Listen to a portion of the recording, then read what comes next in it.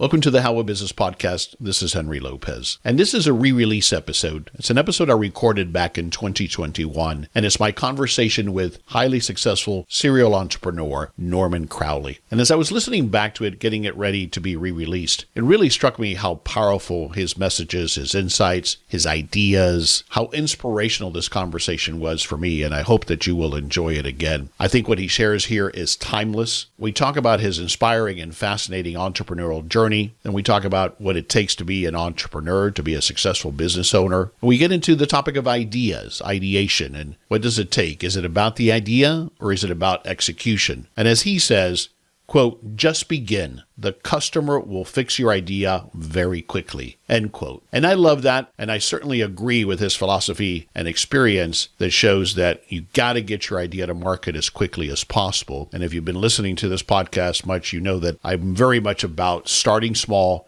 and growing over time, niching down or taking the MVP or iterative approach to developing a small business. And that it's not so much about the idea, not that the idea is easy, but relatively speaking, it's the execution part of a small business that is much more difficult. He shares tremendous analogies, in particular, a story about how he translates walking on hot coals, like literally walking on hot coals, which he has done and taught others how to do. And the analogy that he takes from that about the rules of success. Fascinating story. And then as I was putting this together, I thought I'd put together a new download, and it's called the Business Ideation Guide. So you can download my new Business Ideation Guide from the show notes page of this episode at thehowabusiness.com. And what I've done here is I've put together kind of a checklist or a guide for you to use as you're trying to come up perhaps with a new business idea. So it's a step-by-step checklist to help you discover, evaluate, and select perhaps a business idea that fits your strengths, your goals, and your lifestyle. So I'm calling it the Business Ideation Guide. And again, you can download it for free from the show notes page for this episode at thehowabusiness.com.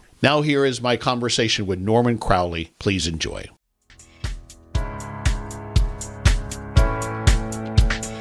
Welcome to the How of Business with your host, Henry Lopez, the podcast that helps you start, run, and grow your small business. And now, here is your host. This is Henry Lopez, and welcome to this episode of The How of Business. My guest today is Norman Crowley. Norman, welcome to the show. Good to be here. Looking forward to this conversation. You know, how do we come up with great business ideas? And as I've always been challenged with, is the idea the easy part, or is execution the harder part? And how do you determine if you have a good idea for a small business? Well, I'm fortunate to have and be joined today by an inspirational entrepreneur. Norman started his first business at age 16 and went on to establish himself various highly successful international businesses. He's still in business today. And on this episode, I'm going to explore the highlights because we'd spent hours and hours exploring every detail of his incredible journey, but his highlights of his fascinating entrepreneurial career. And then I'm going to ask him to share his thoughts and experiences on business ideas. So Norman Crowley is an entrepreneur and the founder of Crowley Carbon. Crowley Carbon is an engineering services company that specializes in helping manufacturing companies and commercial buildings achieve net zero carbon. He's also the founder and CEO of Cool Planet Group. Cool Planet Group uncovers the business opportunities in tackling climate change.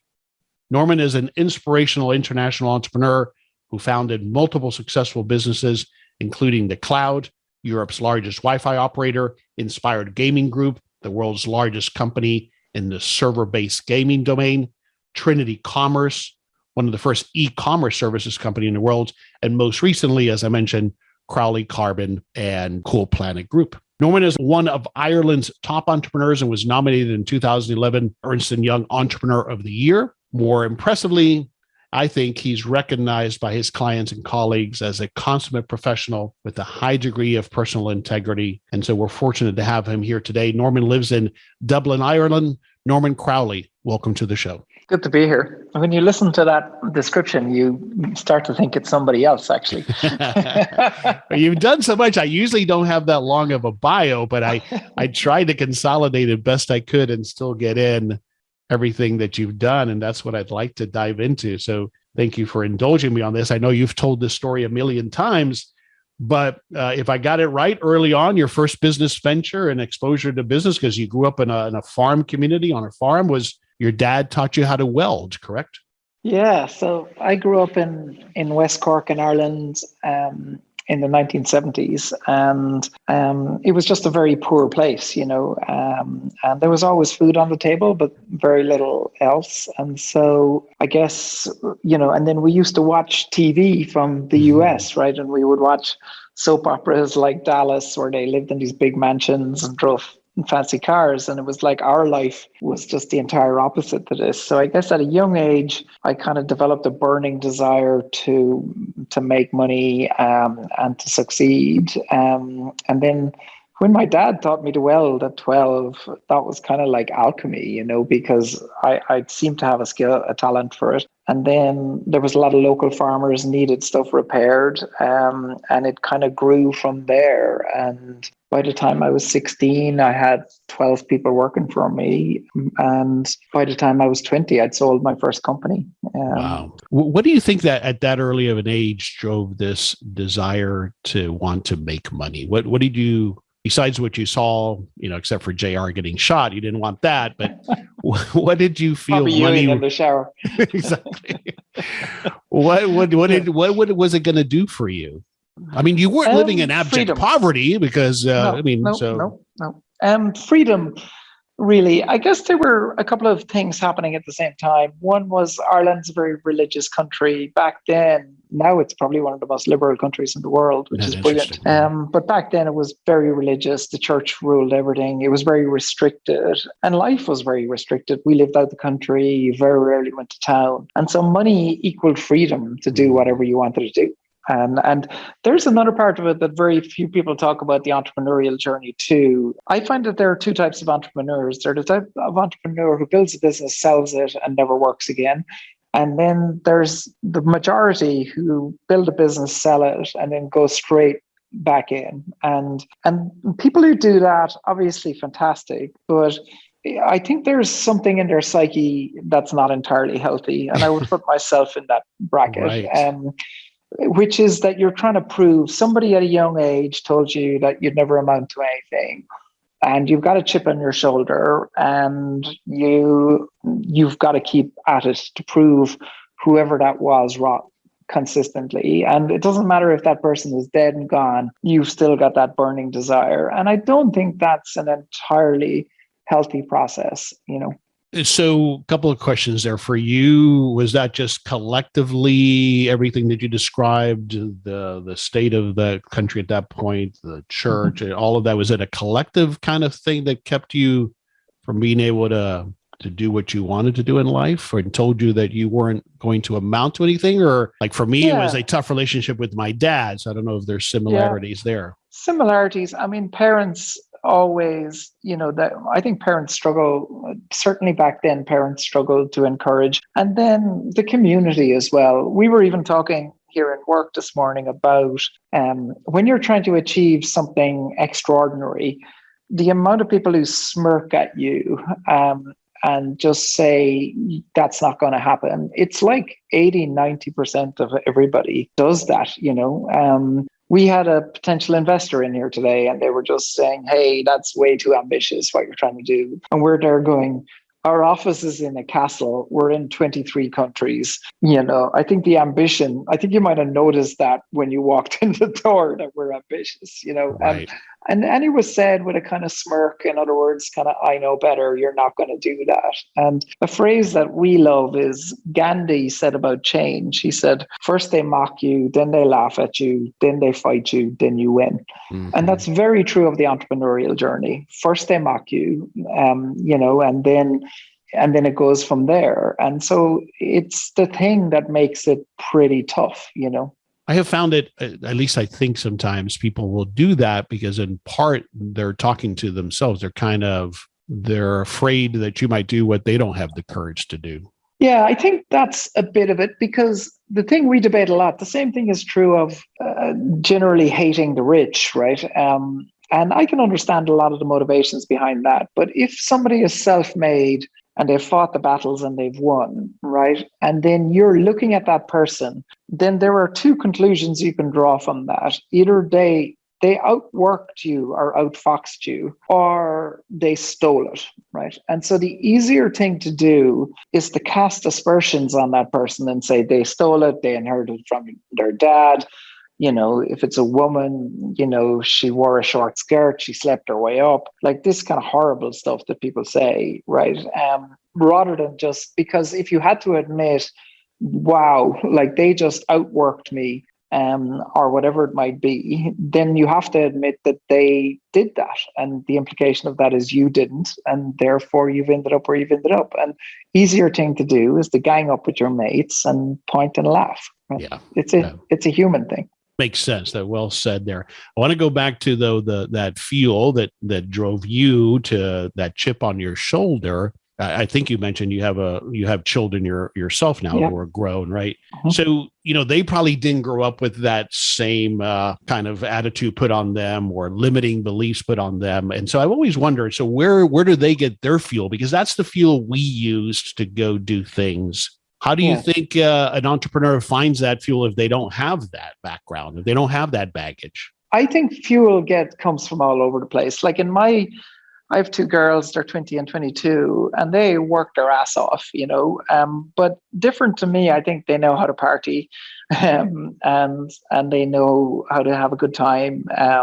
Not saying I don't, but not as much as they do. And then I think the work ethic that they have, they got from their parents. And it's not, there's an interesting parenting lesson. We never said to them, you can't have that toy. That thing I see with people who are middle class or upper class who have the means, is they kind of go, well, I'm going to teach them the value of money young, right?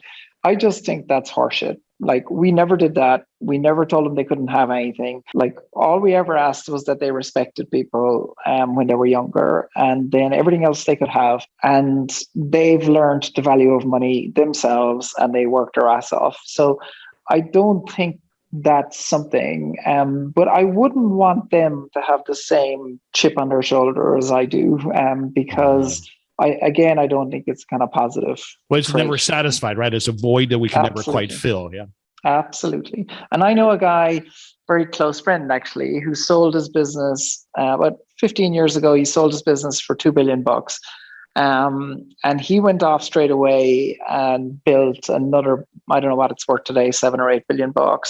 And he cannot scratch that itch, and similarly with me. And it's not like you're unhappy. Like, I'm very happy and find joy in pretty much everything. But that itch, it's very hard on the family because, like my wife, she would like to sail off into the sunset now. And yet she's married to this guy who wants to conquer the world.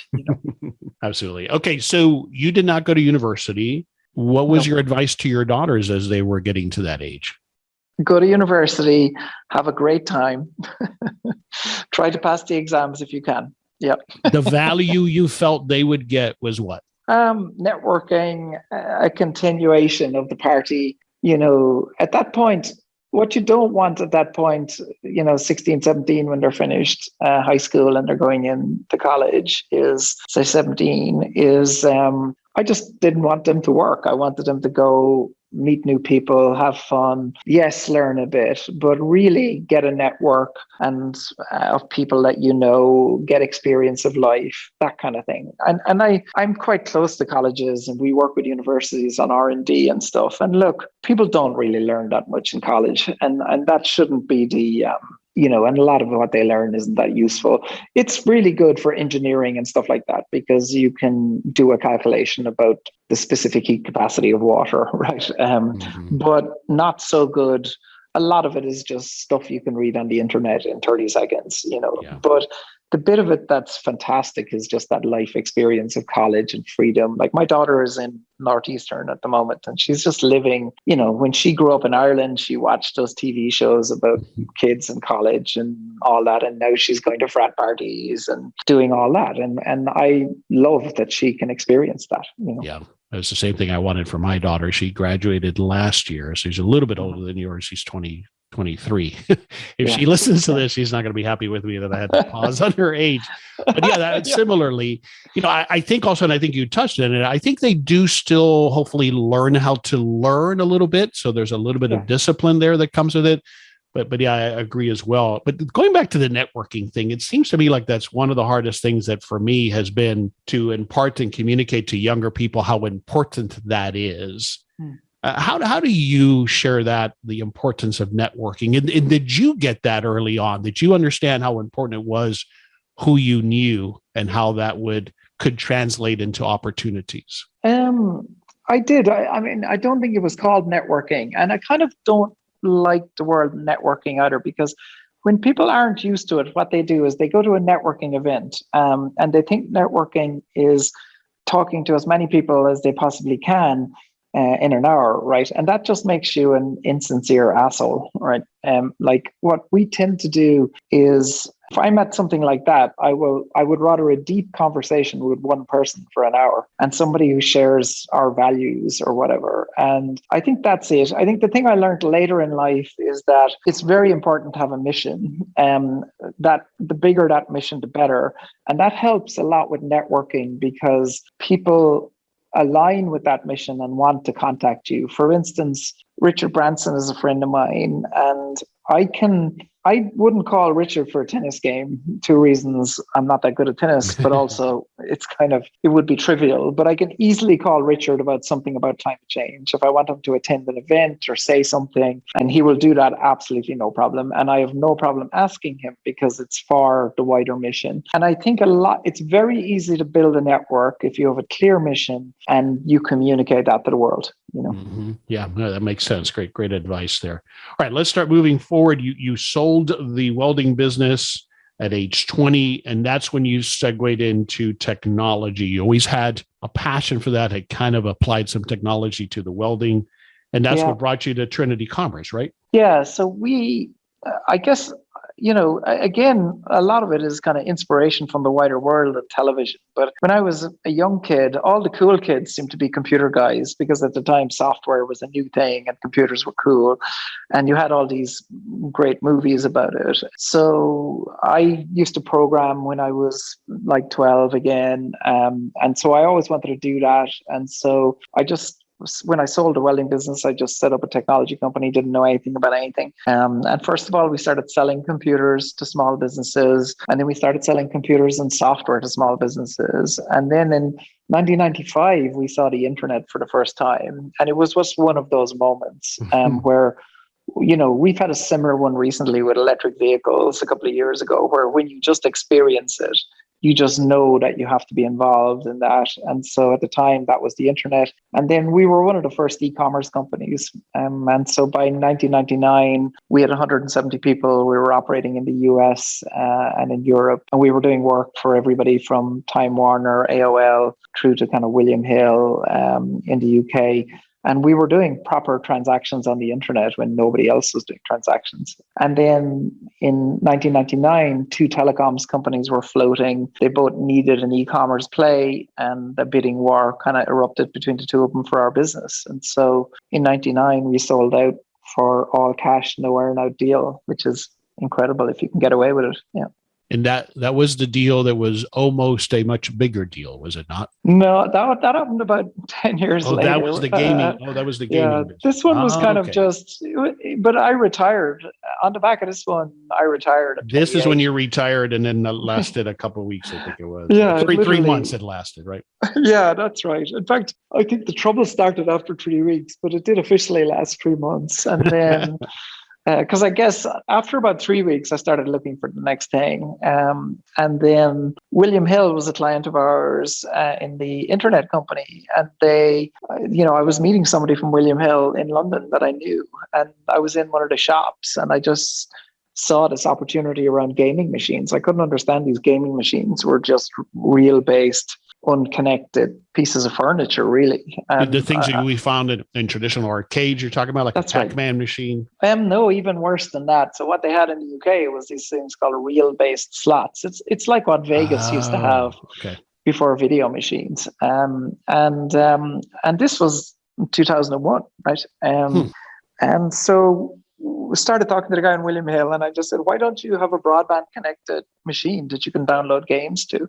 And he said, oh, people don't play those. And I was like, but people play them all the time in Vegas. So it doesn't make any sense to me. And he was like, yeah, but here's different. And we were just like, here isn't different. It's just nobody's built a proper machine. And so the average income at the time from a machine was about $200 a week. And our first machine, which was a connected digital machine, took about $50 a week. And then over 18 months, we just kept iterating. And the third version took $700 a week. And that would have been late 2001. Wow. Okay. So then, gaming, we're talking about gambling. I understood gambling, first. Yeah. And so it's not like you had a passion for gambling. You saw an opportunity here to marry, what was an old-fashioned way to do it with technology. And that's what sparked this idea. Yeah. Yeah. And every business we have disrupts another business, disrupts a traditional business, ideally permanently. And that was true, particularly true of Inspired Gaming. It completely disrupted the entire global gaming industry. And it became a monster business. From 2001 to 2006, went from zero revenue to 300 million in revenue.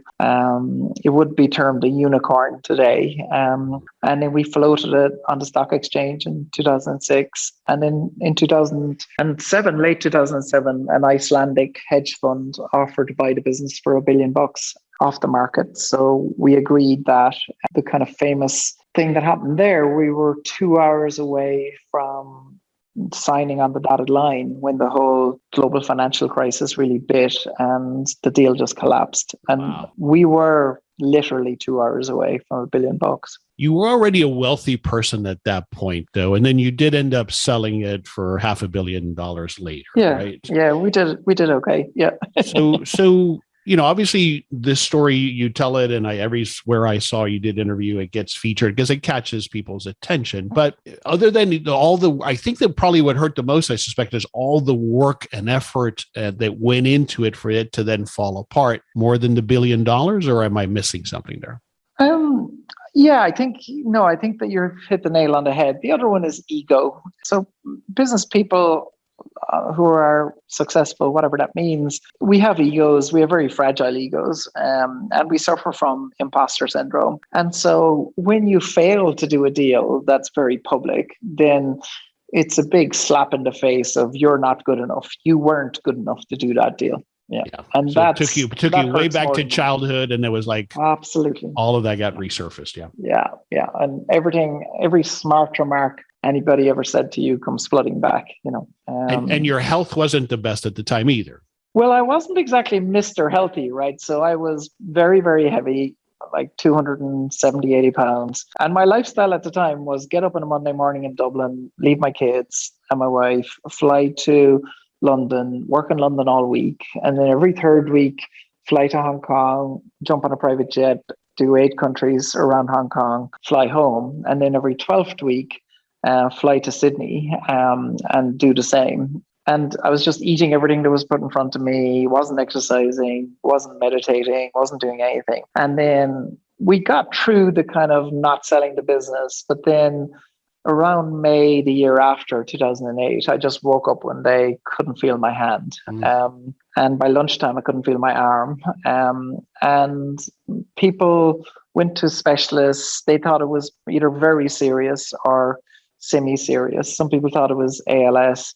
Other people thought it was motor neuron disease. And it turned out just to be like the worst dose of stress that anybody had ever seen. Wow. And so I started to rebuild, then kind of lost an awful lot of weight, exercised, learned the ropes basically. And today, we would have, certainly among our executives, we would have this kind of reasonably strict rule base, which is diet, exercise, not so much policing people's diet, but healthy living, exercise, meditation, or some kind of spiritual practice. And that kind of stuff is encouraged because if you're going to, the stuff we do in business is kind of like training for the Olympics, right? And if you're going to train for the Olympics, no point in nipping into McDonald's every day, right? It's got to be, you got to stick to the rules. And that transformed my life really. And now today, a lot of the guidelines that we would give, or if somebody is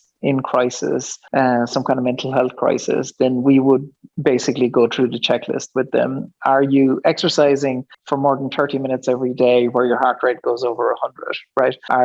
Do you have some kind of spiritual practice, that meditation or some prayer if you're religious, that is longer than 20 minutes every day? And then are you eating a lot of greens and avoiding crap in general? And we find that when somebody is having a mental health crisis, they very rarely get 2 out of 3 of those, never mind 3 out of 3. I see.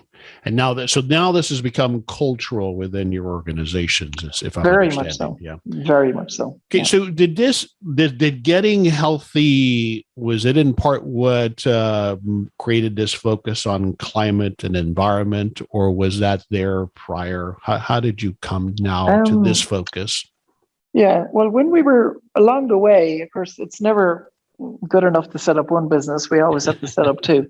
So while we were going from 0 to 300 million in revenue between 01 and 06, we didn't feel like we had enough on. So I bumped into a guy called George Polk, who's quite legendary now. And George and I concocted this idea to set up Europe's largest Wi-Fi operator called The Cloud. And we became very good friends. And he was obsessed with climate change and still is. And now he's become quite famous in the world of climate. And so that was where the bug got me. And when we sold the business for $500 million in 2008. And then because I have this disease where I have to start another company, we just said, there's no point in setting up another business that buys something for $1 and sells it for $2.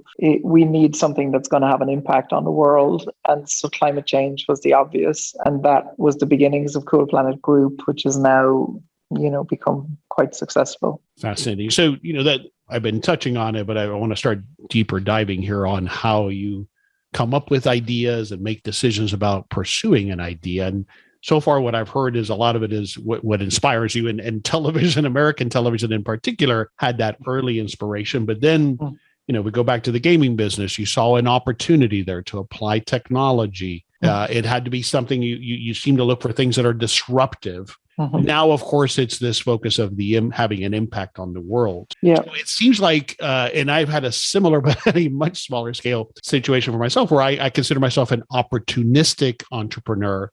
Would you say that that's been a same approach for you as far as business ideas?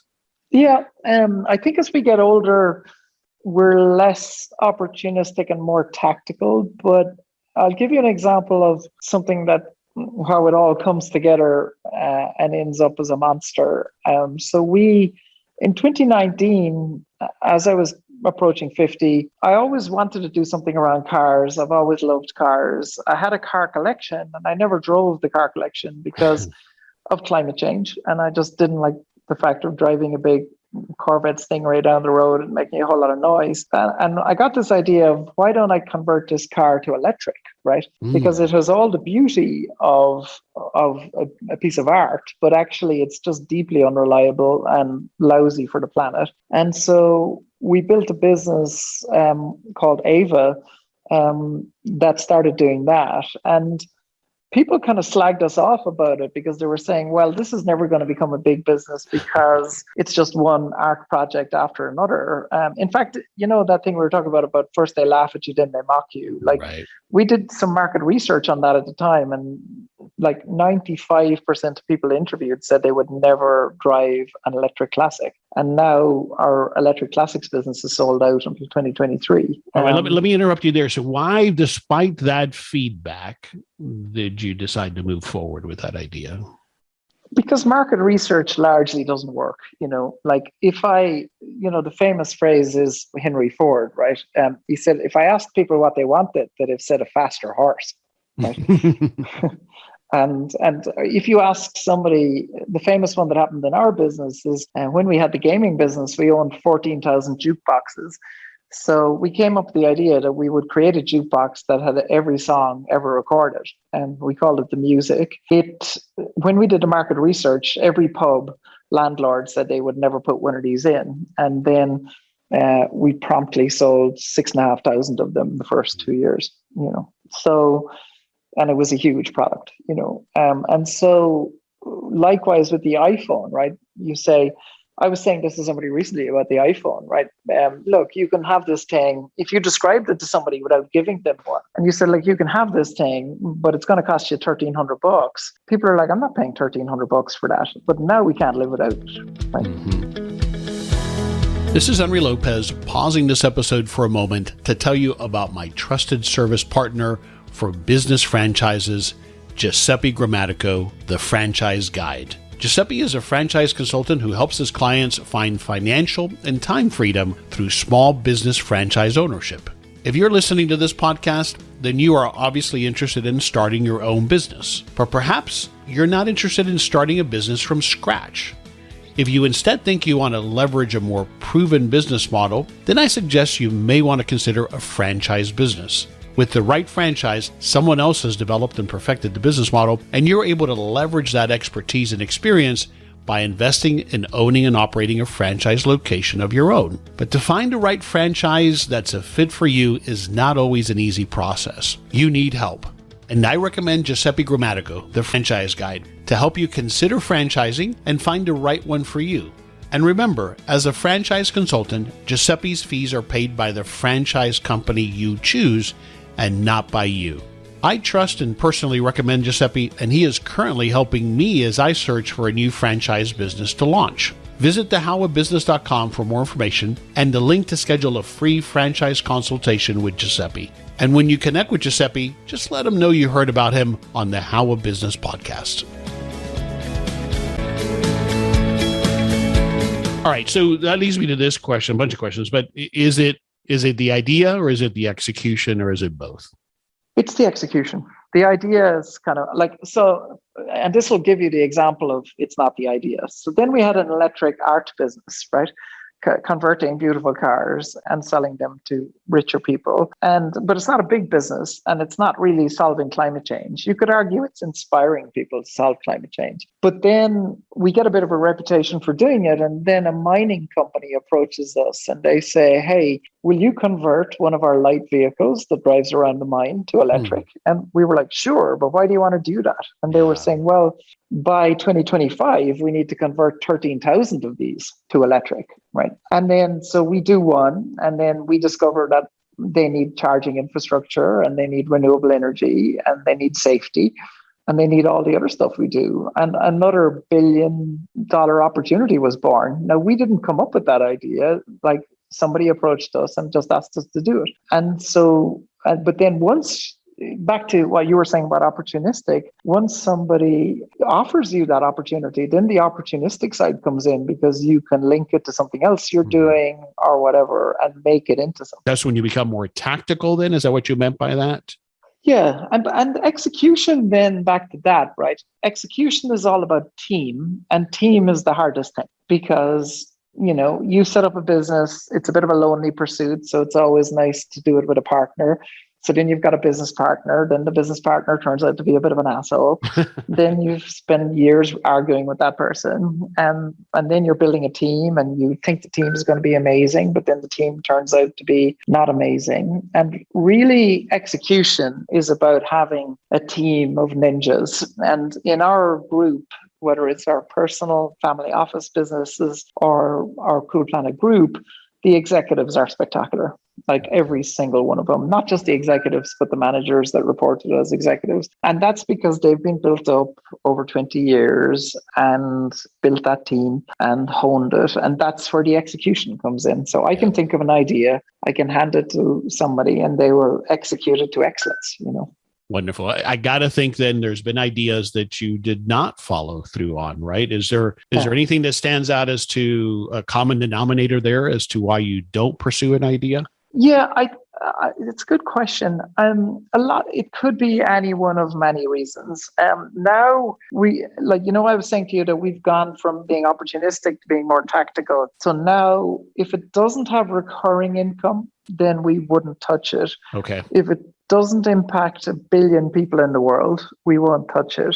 So now we're much more kind of tactical about what it is we would touch and what we wouldn't. Before, it was much more, oh, well, that sounds like a lot of fun. Let's do that. For an aspiring entrepreneur, that applies to you now, obviously, as because of where you're at in your progression. For an aspiring entrepreneur looking to start that first venture, then what would you offer there as advice as to determining, is this a good idea or not a good idea? Well, even for somebody starting with a corner shop, right, or a cafe, if you're going to get up in the morning, and if you look at me and my kind of castle, like we were talking about earlier, I had the worst day in business yesterday that I've had in 3 or 4 years, and deeply gut-wrenchingly horrible. And, so this never goes away. So people look at what I've done and they say, well, it's easier for him. Nothing's easy, right? Because we're trying to do bigger stuff now, and bigger stuff's hard, right? And we're trying to do it on multiple fronts, like 23 different businesses. And that's difficult and it's stressful. And you worry about the teams and you worry about their health and all of that kind of thing. And so, but I would say to the person in the corner shop exactly what I said. Is this idea you're doing, could it impact 1 billion people, right? How big are you aiming? And then if you're not aiming big enough, why aren't you aiming big enough? Because if you're going to have to go through this, then why not aim big? Yeah. Okay. I love that. How much does luck play into it? Into being successful in business in a particular venture? Yeah, I think the cliche is very true of the harder you work, the luckier you get. And I think luck, I'm not religious, but I do think things like meditation, where like the science of meditation now that they've learned is that I think it's your frontal lobe increases in size when you meditate. So you literally become more focused, you become smarter, you become slightly more connected with people. And therefore luck occurs much easier because you're able to, that movie Limitless with Bradley Cooper, you become like a slightly shit version of that, where you can join the dots much easier, and connect them much easier and implement them with more passion. So I think that's where a lot of the luck comes from. But then you can get unlucky too, and then it's how you react in that situation. Yeah, I mean, some of it is timing, like what happened to you when you were trying to sell the business, right? So it's a matter of how you respond to that. But yeah, I agree. And so what I'm hearing also that you have to be healthy physically and mentally, work hard, and then, as I like to say, you put it yourself in the way of luck. Absolutely, yeah. And I have a thing, it's kind of, people ask for advice all the time, but advice is tricky because if it's an early stage company, it's one set of advice. If you're selling the business, it's another. Or if you're floating, it's another. So it's very hard to have advice that one size fits all. But the story, and if people have heard it, I apologize, is when I was 21, I learned how to walk on hot coals. And the idea of walking on hot coals is to overcome fear. I became obsessed with walking on hot coals, and I learned to teach it. And the rules of success in life and in business are exactly the same as the rules of walking on hot coals. And so will I tell you that story? Yes, please do. So there are 3 very simple rules, right? The first one is, well, how walking on hot coals work is they take about 30 ton of timber, they light a match to it, and then when it's burnt down, they rake it into about 30 or 40 feet of pretty hot stuff. I think I don't know, they've measured it. And it's like, I can't remember what it is in Fahrenheit, but it's about 1,000 degrees Celsius. So it's pretty hot. And then the rule number 1 is before you walk, fill your mind with happy thoughts. Right. And so how that works in real life is the company you keep, right? Are you around negative people all the time? Are you tuning into the news all the time, as opposed to listening to podcasts about, how to be successful? So filling your mind with happy thoughts. And we have a bubble in our house. In our house, there is no news stations. We get the news by osmosis, but we don't listen to it or tune into it. We tend to avoid people who are negative. Like, everyone is negative every now and then, but we tend to avoid people who are consistently negative. And we hang around with people who are optimistic about life and where life is going. And that's the first one. The next one then is, you got to be clear about the destination. There's no point walking halfway across a bed of hot coals, pausing for a minute, turning around, because you'll just burn. And in life, people always talk about goals, but the thing they don't talk about as much is communicating those goals. So if you're opening a corner shop and you say, I'm going to open a corner shop, but I'm going to find a way that this is going to positively impact 1 billion people, not everybody, but 90% of people are going to laugh at you, right? But if you communicate that publicly and you have the courage to communicate it publicly, then the other 10% become your allies and your partners, and they encourage you. But if you don't communicate it, if you just write down a goal and you don't communicate it, then nothing happens, right? Communication is the activation of it, but communication takes courage because people will mock you and laugh at you, and you have to get through that. So that's number 2. And then number 3 is keep walking. So when you're walking on hot coals, you keep walking, right? Because that life is tough, right? And business is tough. And you just have to keep getting through it. And, people look at me and they kind of go, well, you have it easier. No, we don't have it easier because every day we work harder than we did the day before. But if you keep walking, you will win. Yeah, you could argue that for you, that those coals are even hotter, or maybe it's even longer, however you want to stretch the analogy. Yeah, well, they're certainly but more it's public. Still hard. Yeah, more public, exactly. Yeah, wonderful. Thank you for sharing that story. So many different takeaways there. And you're right. It's such an inspirational analogy for what we do in life and in business. In particular, the courage part, Norman, because what I have found is that when we go into business, it's an expression of ourselves. We're creating something. And as you have expressed a couple different times, when we put that out into the public, that's a very exposed thing to do. Yes. And it gets represented in whether our business has success or not, people show up or not, or they ridicule us or not. And we take that personally as entrepreneurs. So we have to have the courage to put ourselves out there anyway. Yeah. Yes, absolutely. And that's, and I would never say I'm a courageous person, but over the years, I have become more courageous. But you are. Yeah, you are. All right. What have we not talked about related to Crowley Carbon or Cool Planet Group that you want my listeners to know about what you're doing with those organizations? Look, what we're trying to do with those organizations is the way you solve climate change is you fix energy, transport, and food. And those businesses all work in that area. Crowley Energy, Carbon, transport, and food, you said? Food. And replace food with meat. And that doesn't mean becoming a vegetarian. It means fixing the meat problem in one way or another. And so we do the 3 of those things. So Crowley Carbon, big player, 23 countries in energy efficiency, mainly for factories, big software platform to go along with that in this Internet of Things space. Then Ava makes the sexiest cars on earth. And with that, we work with some very famous designers, including Peter Brock, who designed the Corvette Stingray in 1957. Wow. And that's a very cool company. And then we're just starting something now in the food space that's going to disrupt meat. And we haven't announced that yet, but it's in this area called cellular agriculture or precision fermentation, which is basically where you can grow meat in a vessel rather than growing it in a 4-legged animal. And that's what Cool Planet Group does. And people can find out about us at coolplanetgroup.ie, or I'm on Twitter at Norman Crowley 1, the number 1. And I kind of post a lot of stuff on Twitter about what we're up to and the stuff kind of behind the scenes look at what we do. Wonderful. Thanks for sharing. Inspirational. Is there a book that comes to mind that you would recommend? Depending on your flow, there's a couple. Tony Hesh's Delivering Happiness. Tony tragically died last year, but Tony Hesh wrote Delivering Happiness, the story of Zappos, which, is brilliant when it comes to the entrepreneurial journey. Another one is The Hard Thing About Hard Things by Ben Horowitz, on a similar vein. And then if you're into climate, most mind-blowing one I read or listened to actually in the last year is called Blowout by Rachel Maddow. She won a Grammy for it actually, and it's really just a mind-blowing story about the oil industry and the green technology, and it reads like a thriller, really? But it's actually a true story. I have not read that, so thank you for that recommendation. I've read Delivering Happiness and The Hard Thing About Hard Things, but not Blowout. Yeah, I love business books that tell the truth as opposed to bullshitty ones that make it sound really easy, because it's not easy. Yeah, I'm with you there. You had chatted about that in another interview that I listened to.